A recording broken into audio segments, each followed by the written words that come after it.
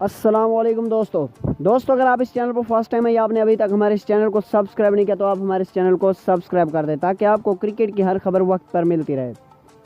तो दोस्तों पाकिस्तान का अगला मैच साउथ अफ्रीका के खिलाफ है जो कि एतवार के दिन 23 जून को खेला जाएगा। पाकिस्तान और साउथ अफ्रीका का मैच पाकिस्तानी वक्त के मुताबिक दोपहर 2:30 पर शुरू होगा। दोस्तों साउथ अफ्रीका के खिलाफ पाकिस्तान की जो प्लेइंग 11 है उसमें तकरीबन 3 तब्दीलियों का इम्कान है। पाकिस्तान की जो ओपनिंग करेंगे वो करेंगे फ़खर जमान और इमाम उल हक। ओपनिंग में कोई तब्दीली नहीं होगी। फ़खर जमान और इमाम उल हक साउथ अफ्रीका के ख़िलाफ़ पाकिस्तान की तरफ से ओपनिंग करेंगे और ये इमाम उल हक के लिए आखिरी मौका होगा क्योंकि इमाम उल हक ने अभी तक वर्ल्ड कप में कोई अच्छी कारकर्दगी नहीं दिखाई, जिसकी वजह से इमाम उल हक अगर इस मैच में भी फ्लॉप होते हैं तो इमाम उल हक को अगले मैच बेंच पर देखने को मिलेंगे।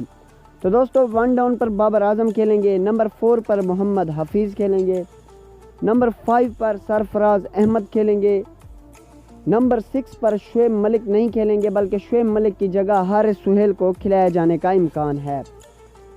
नंबर 7 पर आसिफ अली खेलेंगे, नंबर 8 पर शादाब खान खेलेंगे, नंबर 9 पर वहाब रियाज खेलेंगे, नंबर 10 पर मोहम्मद आमिर खेलेंगे और नंबर 11 पर मोहम्मद हसनैन खेलेंगे।